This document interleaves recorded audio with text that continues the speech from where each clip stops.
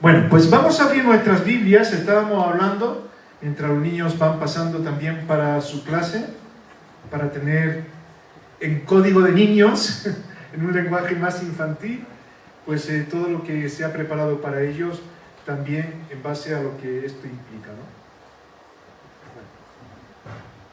Porque para los niños también hay esperanza. Qué malo es nacer en un mundo desesperanzado. El otro día comentaba que estuve dando unas charlas a unos profesores en Antequera de religión evangélica y hablábamos de cómo el mundo ha cambiado tanto y cómo vemos en este tiempo que se llama de posmodernidad la desesperanza que existe.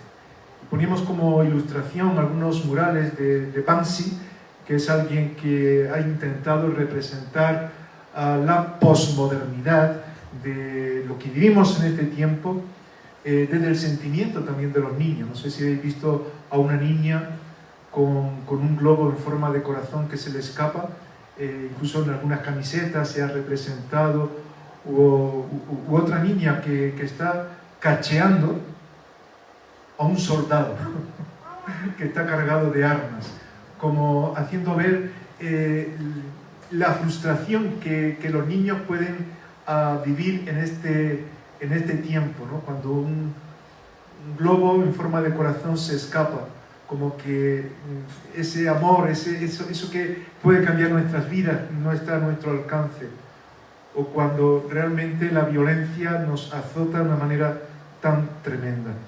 Pues la Biblia nos habla que en medio de situaciones violentas, Cristo trae esperanza. Cristo es esperanza para nuestras vidas.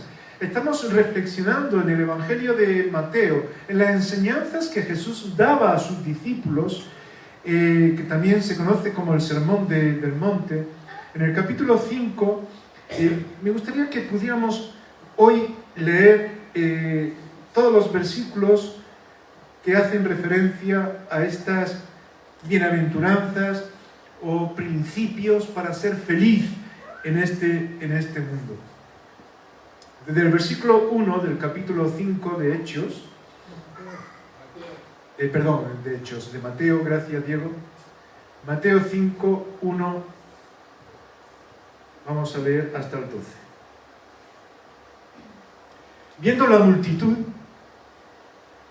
está haciendo referencia a Jesús, viendo la multitud, subió al monte, y sentándose vinieron a él sus discípulos, y abriendo su boca les enseñaba diciendo: bienaventurados los pobres en espíritu, porque de ellos es el reino de los cielos. Bienaventurados, felices, los que lloran, porque ellos recibirán consolación.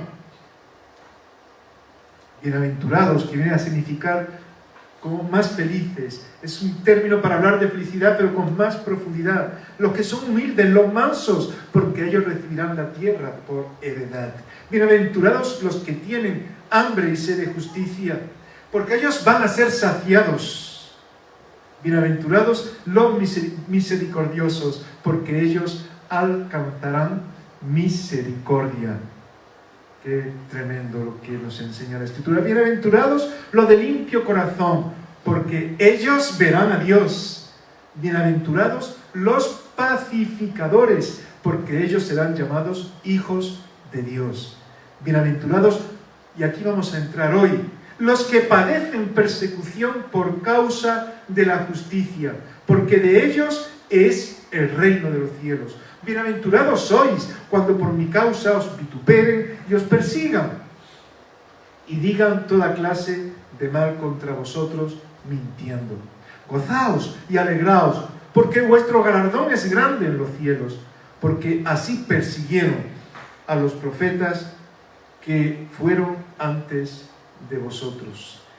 Bueno, aquí está el conjunto de las bienaventuranzas, lo que algunos teólogos llaman los macarianismos, porque macarismos, se le da diferentes nombres, porque el término que aparece para bienaventuranza es Macarios, y Macarios es un término que va más allá de felicidad, es algo que trae satisfacción a nuestras vidas, que trae cumplimiento de aquello que es necesario para cada uno de nosotros.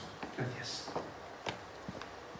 Y pensando en esto, en lo que realmente trae satisfacción a nuestras vidas, es cuando realmente podemos pensar en lo que es esa esperanza que necesitamos. Un mundo desesperanzado es un mundo sin propósitos, un mundo que no tiene sentido para vivir, que de alguna forma vive para poder comer, trabajar y subsistir.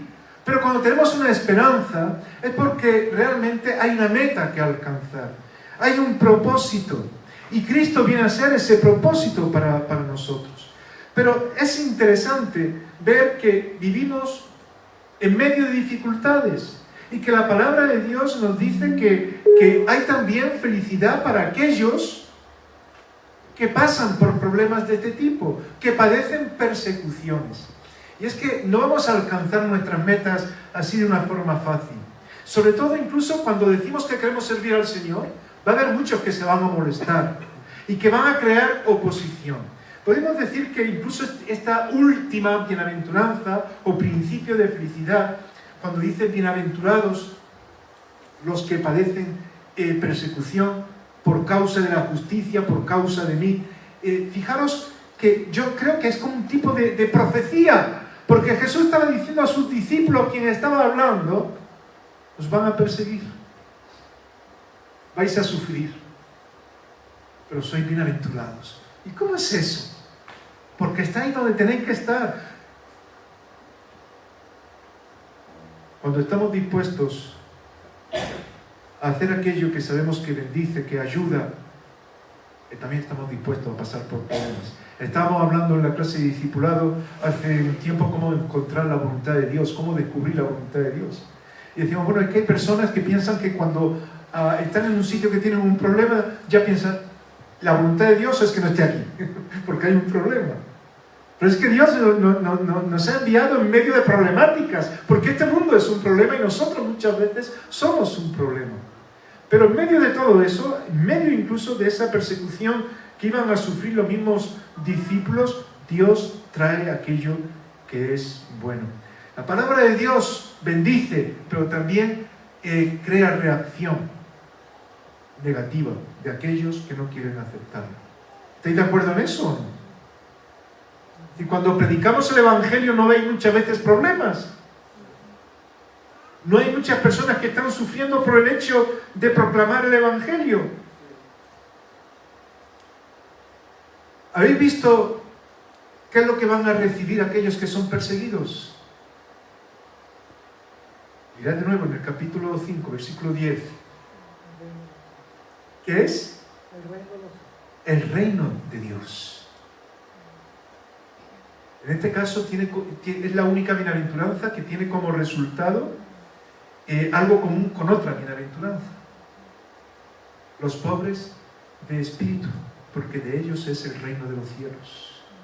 Bienaventurados los pobres. Y hablamos de esos pobres que son pobres porque se declaran necesitados de Dios. Hay personas que piensan que no tienen necesidad de Dios, pero la palabra dice bienaventurados los pobres de espíritu, porque de ellos es el reino de los cielos, lo mejor. Bienaventurados los que por mi causa padecen persecución, porque de ellos también es el reino de los cielos. Está haciendo un énfasis. No es que los que van a pasar por problemas, no es que los que sufran se van a ganar el reino de los cielos.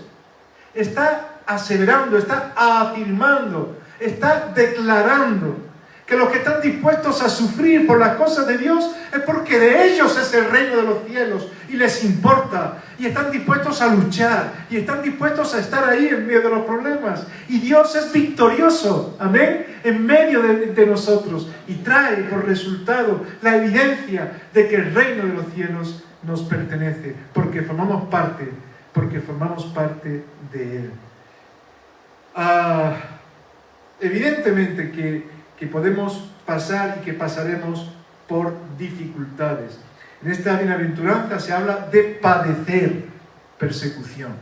Es decir, la persecución trae problemas. A mí no me gusta que me persigan.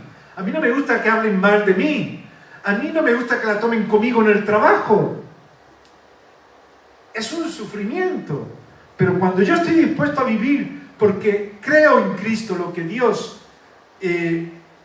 me ha dado, yo sé que Dios me está acompañando, Dios no falla. Por lo tanto, hemos de tener en cuenta que tendremos problemas por causa de declarar la verdad de Cristo. Pero también sabemos que Dios va a estar ahí en medio de nosotros. Cuando hablamos del Evangelio, y hay otra bienaventuranza, esta última es como nos resume un poco, ¿verdad? Esos principios de lo que realmente trae bienestar y felicidad en nuestras vidas. Y volvemos a recordar que felicidad no es ausencia de problemas, no es estar levitando en una nube, es estar en medio de los problemas y ver que hay respuestas, y ver que hay crecimiento, y ver que hay superación. Eso es felicidad. Si no hubiera problemas, no hubiera dificultades, la felicidad sería otra cosa, se definiría de otra manera. En el cielo, el Señor nos enseñará un nuevo lenguaje, creo yo, con nuevos conceptos para redefinir todo. Pero en este tiempo, la felicidad entraña también problemas. Y no quiero decir que si tenemos problemas, quiere decir que estamos bien, o que somos bienaventurados. No estoy diciendo eso, pero que por causa de proclamar el Evangelio van a venir problemas, sí. Cuando Cristo vino a traer esperanza a este mundo, tuvo oposición, aún de niño. ¿Por qué nació en un pesebre? Y esto lo recordamos en Navidad como algo muy romántico, muy bonito. ¿Pero es bonito nacer en un establo, junto a animales que huelen fatal, que hay pulgas, que hay bichos? ¿Que una madre dé a luz en un lugar como ese? ¿Que sea perseguido por algunos que incluso, oyendo del cumplimiento del Mesías, pensaron que podía ser un peligro? ¿Que tuviera que irse a Egipto de nada más nacer para ser guardado de la persecución? Pero Él había venido a traer esperanza. Y trajo esperanza al mundo, en medio de nuestros problemas, para traer justicia. El Evangelio crea justicia. No son los políticos. Nombramos, elegimos, buscamos a aquellos que nos puedan presidir como autoridades en las sociedades donde vivimos de la mejor manera que podemos. Pero la justicia viene de Dios. Cuando los corazones son acercados a Él, cuando las personas empiezan a descubrir los principios de bien para nuestras vidas. Y ahí empieza a equilibrarse todo, nuestra vida, nuestras mentes y en conjunto las sociedades. Y podríamos hablar mucho de todo esto. Pero hay mucha gente que no quiere justicia para este mundo. Quiere su propia justicia, quiere su propio interés, quiere su propio criterio. Por eso muchos quisieron rechazar a Jesús. No vieron a Jesús como su esperanza, porque ellos querían esperar otra cosa. Qué importante es descubrir que lo que necesitamos es a Cristo y que Él sea lo que represente nuestra esperanza, porque lo demás va a venir y Dios nos va a bendecir de muchas maneras. Por eso es que somos bienaventurados cuando Cristo realmente nace en nuestras vidas y hay esperanza. La historia está plagada de oposiciones de todo tipo. La historia de España, por ejemplo, ya que estamos en España, incluso aquellos que estáis más inmersos en un trabajo de proclamación del Evangelio al mundo musulmán y a tantas personas que llegan con sus propias religiones pero que no tienen a Cristo en sus vidas, es muy interesante ver cómo en España se ha dejado huella de tantas formas, ¿no? Se habla de cristianos que en este caso sufrieron persecución en nuestro país, también por los musulmanes que vivieron en un tiempo y que los rechazaban y no querían abandonar su fe. No sé si habéis oído hablar de los mozárabes. Pues es una parte de la historia de España muy importante y que nos habla del Islam y nos habla de una serie de cosas que tienen que ver con intereses, con culturas. Y había una serie de cristianos que decían, yo quiero vivir en Cristo. Entonces se marcharon de esos lugares que estaban dominados por los musulmanes y se iban al norte de España, que era la parte que todavía se estaba encontrando libre de toda esa influencia. Se conocían como mozárabes porque habían vivido entre musulmanes y al norte incluso llevaban mucha de la cultura, de costumbres que no eran malas. De hecho, muchas costumbres que tenemos hoy día en España nos vienen de todos estos países árabes, del mundo musulmán y demás. Incluso palabras, ¿no? Como ojalá. ¿Conocí la palabra ojalá? Pues ojalá es Alá, que es Dios. Y son palabras que nos vienen tan... No es malo, es la cultura, son los conceptos que se van desarrollando. Bueno, este grupo de cristianos se llamaban mozárabes porque conllevaban todas estas huellas. Pero había otros que eran los muladíes, que eran cristianos, que tenían que seguir viviendo allí, no tenían posibilidad de irse a otros lugares, y estos tenían que declarar ser musulmanes, y si no los mataban. Y eran los muladíes, es decir, cristianos que se tenían que convertir forzosamente a... Sí, una serie de oposiciones muy curiosas que se dan a lo largo de la historia. Yo estoy poniendo ejemplo de España con religiones, pero ¿os acordáis de Pedro y Juan en la Biblia? Cuando fueron llevados ante el Sanedrín. El Sanedrín era un lugar de gobierno donde también imperaba un grupo religioso con una serie de partidos. Pedro y Juan habían descubierto a Cristo en sus vidas. Habían sido liberados de lo que era incluso la esclavitud de una religión sin Dios, buscando cumplir simplemente preceptos y no vivir en la presencia de Dios y no experimentando el poder de Dios en nuestras vidas, en sus vidas. Y le intimidaron. Le hicieron ver que no podían seguir proclamando o enseñando acerca de Cristo.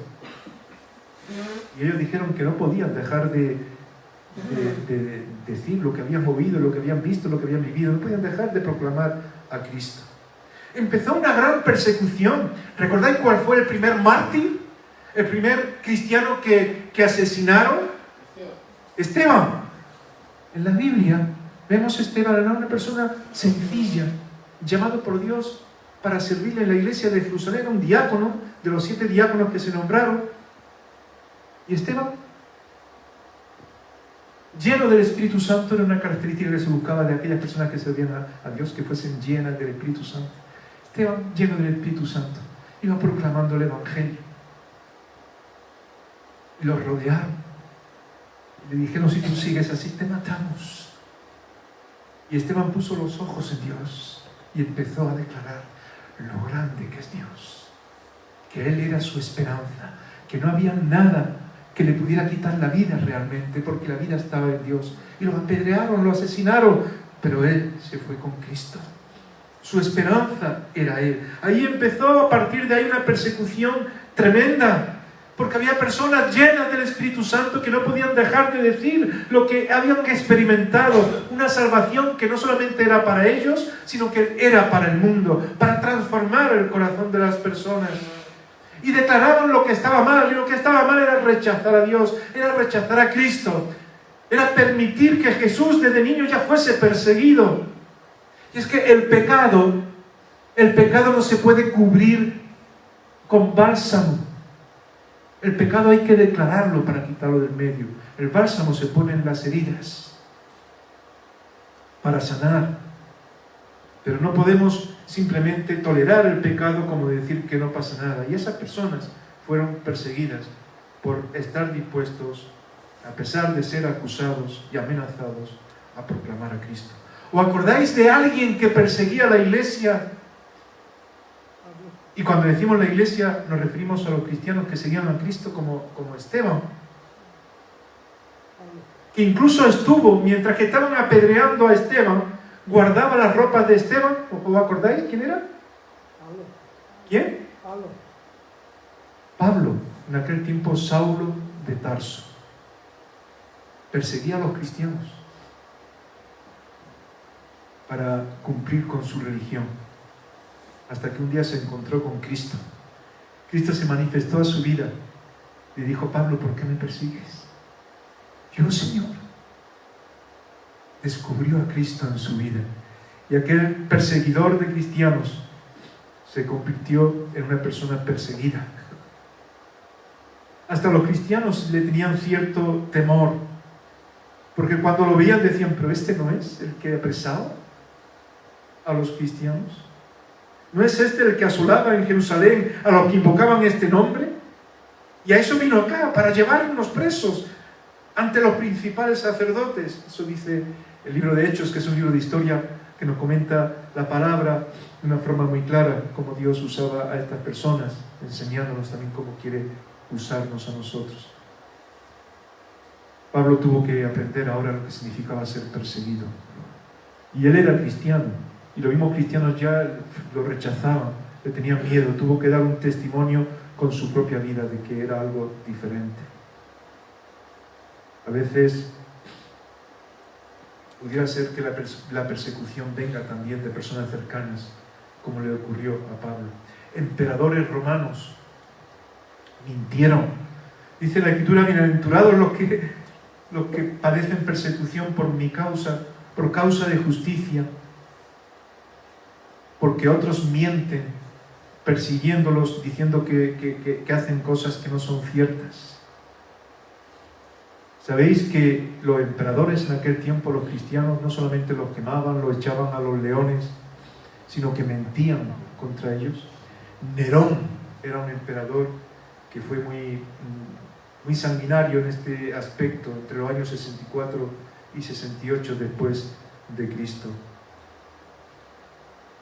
Quemó Roma. Se quemó Roma y le echó la culpa a los cristianos.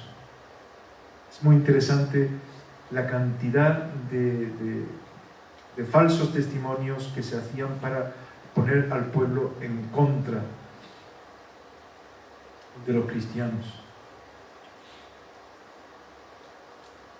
Había unos emperadores, o en tiempo de algunos como Domiciano y Trajano, que comenta a alguien que era cristiano, Tertuliano. ¿Habéis oído hablar de Tertuliano? Era un cristiano de los primeros siglos de la Iglesia. Algunos los conocen como los padres de la Iglesia, porque eran aquellos que luchaban contra las falsas enseñanzas que se estaban creando y todo eso. Los teólogos de aquel tiempo, de los siglos II, III, IV. Y él decía que les estaban acusando a los cristianos, y no voy a leer todo lo que pone porque es muy feo, de que en la nocturna congregación, leo literalmente algo que escribió él, sacrificamos y nos comemos a un niño. Les acusaban incluso de comerse a los niños y de hacer barbaridades. No leo todo lo que pone. Todo eso para crear oposición en contra de ellos. ¿Sabéis que hay un ministerio que se llama Puertas Abiertas? No sé si habéis escuchado de este ministerio. Y que habla de la iglesia perseguida, de cómo ayudar, de cómo... Porque hay lugares donde se persigue todavía a las personas que dicen ser cristianas de una manera abierta y se las mete en la cárcel y las matan literalmente. Pues se nos habla de 215 millones de cristianos perseguidos en estos países. Podríamos seguir hablando bastante de todo esto, pero la verdad, incluso poniendo ejemplos en España, pero puede haber persecuciones de mucho tipo. Hace una semana, el mismo presidente del gobierno, junto con ministros y demás, estuvieron haciendo un reconocimiento a un evangélico, en este caso una evangélica, a Carmen Hombre Ponzoa, que fue una maestra de escuela que la fusilaron en el año 1936 por ser evangélica. Argumentaron otra serie de cosas, pero la mataron en España simplemente por ser evangélica, la fusilaron. Y hoy hace unos días se le estaba dando un homenaje, porque esa mujer defendía principios de justicia que eran buenos para el mundo.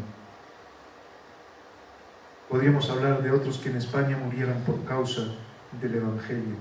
Pero la Escritura dice que aquellos que sufren vituperios y padecimientos, que son perseguidos con mentiras de todo tipo, que Dios los va a bendecir si son fieles.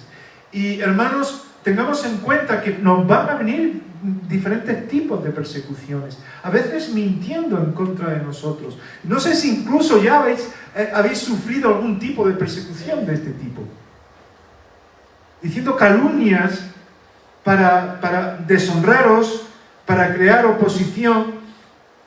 Nos habla la bienaventuranza de los que sufren vituperios. ¿Vituperios qué es? Que te ponen dificultades para que avances. Ah, eres cristiano, pues ahora vas a estar ahí tanto tiempo esperando en esta cola, más que los demás. O en el trabajo vas a tener el peor puesto.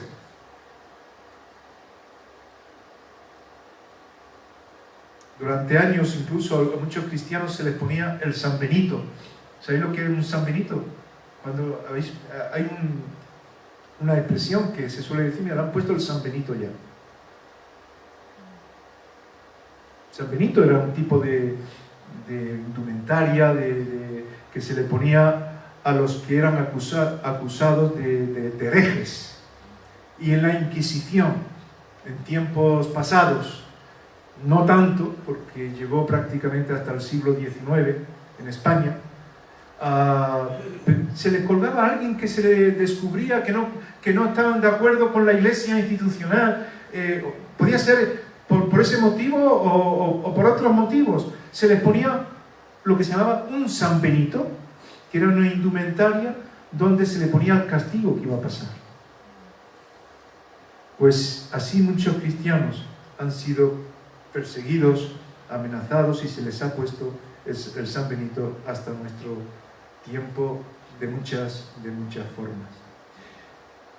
Los profetas también fueron perseguidos de muchas maneras, no solamente con una persecución de meterlos en la cárcel, que también, como vamos a ver, pero con todas estas cosas podemos ver que hoy día se sigue dando, que hoy día se sigue yendo en contra de los creyentes, pero que tenemos que ser fieles, que Cristo es esperanza para nosotros y Dios nos va a ayudar en medio de todo ello, pero tenemos que estar dispuestos a seguirle a Él, vivir en su voluntad. Nos dice la Escritura que los profetas fueron también perseguidos de muchas maneras. En tiempo hubo un rey con una reina que destaca precisamente por lo injusta que era Jezabel. El rey era Acab, y con ellos se comienza una persecución tremenda en contra de los profetas, hasta tal punto que llegan a decir que se exterminaron a todos los profetas de Yahvé, de Jehová, de Dios.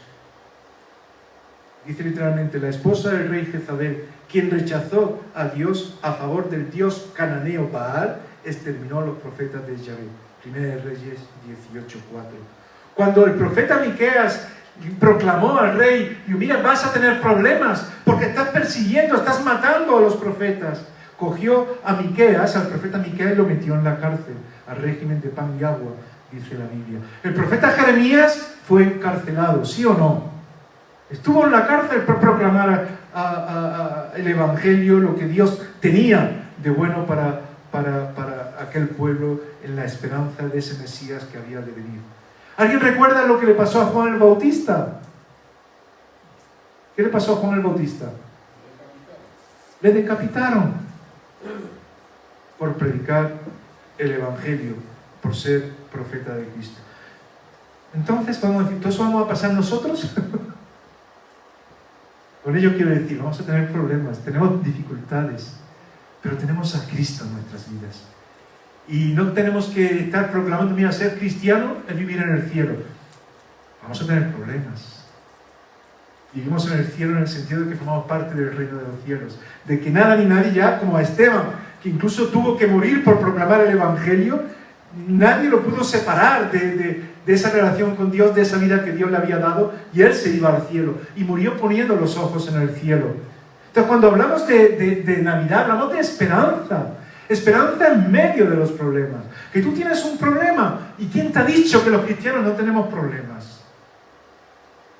Que tú tienes dificultades. Pero ya, todos las tenemos. Pero en Cristo somos fortalecidos. Y en Cristo tenemos esa esperanza. En Cristo, dice esta bienaventuranza, tenemos un galardón grande. Y cuando hablamos de galardones, a mí no me gusta, no sé, ¿qué pensáis vosotros? Pero no me gusta ver a cristianos con estrellas, ¿no? Como que este tiene 3 estrellas, este 2, este es mejor que uno, este es mejor que el otro. No sé, no soy tanto de todas estas cosas, ¿no? De titulitis, uno tiene que formarse, uno tiene que servir al Señor de la mejor manera, pero no para ir como les pasaba a los hermanos de la iglesia de los Corintios, ¿acordáis? Que presumían de que yo tengo este don, de que yo tengo el otro, de que yo soy de Apolo, de que... Pero bueno, vamos a ver. Desear los mejores dones, los mejores regalos de Dios, pero recordad que son para servir, que es para edificar la iglesia y sobre todo seguir lo que tiene que ver con el amor que Dios nos enseña. Hay galardón, pero vamos a entender qué es ese galardón. Cuando decimos galardón, ¿qué significa? Hay premio, hay recompensa. ¿En qué? En ser perseguidos. Pues cuando uno está dispuesto a pasar por problemas por seguir a Cristo, hay galardón. ¿Sí o no? Hay victoria en ello, hay recompensa. Dice la Escritura, de ellos es el reino de los cielos. Lo hemos dicho antes, no es que Dios nos va a dar el reino de los cielos como recompensa, es que ya lo tenemos. Es que ya lo tenemos en Él, es una declaración. Y ese galardón es grande. No es la condecoración simplemente de haber ganado una batalla. Es que ya la hemos ganado en Cristo y estamos sirviéndole a Él. Porque queremos, porque esta batalla, esta lucha, no es contra carne y sangre, sino que tiene que ver con otras cuestiones. Tiene que ver con el hecho de quitar de las manos del enemigo a tantas personas que se pierden en un mundo de confusión, de desesperanza, y que la Biblia declara que es al final de muerte. Para nosotros la muerte no es el fin de nuestra historia. Para un cristiano, cuando deja este mundo, hay vida, y sigue habiendo vida porque es eterna, y una vida sin problemas, sin dificultades, que ya la tenemos, porque formamos parte del reino de los cielos. No trabajamos para ganar el cielo, trabajamos porque formamos parte ya de ese reino de los cielos. Cristo ya es nuestro galardón. ¿Amén? Cristo es nuestro galardón. Y cuando le estamos sirviendo, estamos experimentando que Cristo está en medio de nosotros guiando. Y eso es un gran galardón también para nuestras vidas. Servir a Dios tendría que ser un galardón para nosotros, un privilegio, no una carga. Y con esto voy a ir finalizando, pero fijaros, yo algo que me costó trabajo entender es cuando Jesús decía que tenía gozo en la cruz, que puso el gozo delante de sus ojos. Pero ¿cómo Jesús muriendo en una cruz puede tener gozo? Porque estaba viendo en la cruz, en lo que Él estaba entregando su propia vida por todos nosotros, la salvación, la tuya, la mía y de tantas personas que aceptarían el camino que es Cristo como esperanza y principio y vida para cada uno de nosotros. Servir a Dios es también, en medio de los problemas y de las dificultades, es gozo. A veces diremos, bueno, ¿y cómo es posible que esa persona que no es cristiana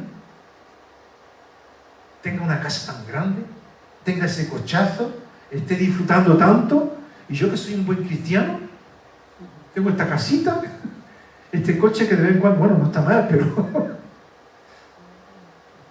bueno, puedes tener una buena casa y un gran coche y muchos bienes. Eso no significa que no seas tampoco un buen cristiano, pero si no lo tienes, para ti lo más importante es que Cristo está contigo y te va a llevar siempre a lo mejor. Hay recompensa. Antes bien, dice el apóstol Pedro, antes bien, gozaos por cuanto sois participantes de los padecimientos de Cristo, para que también en la revelación de su gloria os gocéis con gran alegría. En el mundo tendréis aflicción, dice el apóstol Juan, pero confiad, porque yo he vencido al mundo. El galardón para los profetas era ver a un pueblo que servía al Señor, era ver a un pueblo que creía, a un pueblo que esperaba al Mesías y que era fiel a pesar de la persecución. El galardón para Esteban es ver que muchas personas, aún siendo perseguidas, el Evangelio empezó a ir por todo el mundo y muchos se entregaban a él. El galardón para el apóstol Pablo es ver cómo el Evangelio no era solamente para los judíos, como él pensaba que era el hebreo entre hebreos, el fariseo entre fariseos, o como le queramos llamar, no, es que el Evangelio es para aquel quien tiene necesidad. Y ese no es judío, ese es griego, o ese es romano, y se están convirtiendo y se están entregando a Cristo. Y eso era galardón para él, y eso era esperanza y era gozo, porque se estaba cumpliendo lo más importante. Es servir a Cristo el motivo, yo diría, de mayor gozo. Así que, hermanos, Navidad no es ausencia de problemas. En este tiempo hay personas que lo están pasando muy mal. Personas que están sufriendo por la injusticia de este mundo. Algunos cristianos están siendo perseguidos y están en la cárcel. Otros están en cárceles sin barrotes. Y están siendo perseguidos muchas veces sin darse cuenta, siendo llevados y arrastrados al lugar que no es el adecuado, buscando su propia justicia. El nacimiento de Jesús, Navidad, es esperanza. Es un cambio absoluto para vivir sujetos a Dios. Por eso Pablo decía, hablando de esas virtudes que Dios pone en nuestras vidas, y hablando de lo que es el amor, dice, yo muestro un camino más excelente. Y habla de ese amor. Y dice que habrá amor, que habrá esperanza, que habrá fe. Y ya cuando estemos con el Señor, ya la esperanza no estará, ni la fe hará falta. Lo que quedará será el amor por siempre. Pero hoy es tiempo para esperar en Cristo. La esperanza está unida a la fe. A lo mejor hay cosas que tú no ves todavía claras, pero si tienes a Cristo, confía en Él. Confía en Él para alcanzar ese reto. Él no falla. En Él hay esperanza, en Él podemos seguir levantándonos, y ese galardón siempre va a ser de gozo en Cristo. Por eso, un cristiano es una persona que se goza. El apóstol Pablo decía, gozaos, regocijaos, otra vez digo, gozaos, regocijaos en el Señor. Él es tu esperanza. Hay problemas, hay dificultades. Cristo nació en medio de este mundo para traer esperanza a nuestras vidas. Muchos ya forman parte del reino de Dios, otros no. Este es el tiempo de servir a Dios, de encender no solamente una vela, sino la palabra en medio de tantos corazones, la palabra de Dios, la dirección de Dios, su voluntad para la vida de tantas personas que le necesitan. Vamos ahora a pedir a los hermanos que nos van a guiar a la alabanza, que pasan aquí delante. Me gustaría que pudiéramos orar al Señor, entre ellos también están pasando, y pedirle a Dios que nos ayude a confiar plenamente en Él. Padre, te damos gracias porque sabemos que sí, que habrá problemas, que habrá dificultades, que los hay.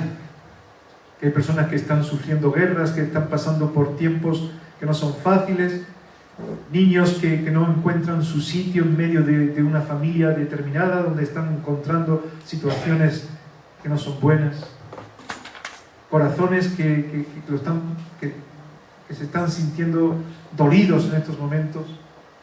Pero tú viniste para traer esperanza y traer vida. Señor, queremos confiar en ti, saber que hay galardón, que hay vida, que formar parte del reino de los cielos es lo más de lo más, es lo mejor, porque sabemos que nada ni nadie nos podrá quitar eso cuando en ti, en Cristo, ya está puesta nuestra vida. Si hay dolor en estos momentos, ayúdanos, oh Padre, de forma personal, que tu Espíritu Santo nos haga ver la importancia de sujetarnos a ti ahora, de decirte, Señor, sí tengo problemas, sí tengo dificultades, quizás yo me he buscado algunos de estos problemas, pero tú eres esperanza, tú eres oportunidad para mi vida. Tú eres vida para mí. Yo quiero poner todo lo que estoy viviendo ahora en tus manos, pidiendo que me guíes también para servirte y poder manifestar y declarar que Cristo es el Salvador. Gracias, Señor, por el privilegio de servirte. En el nombre de Jesús.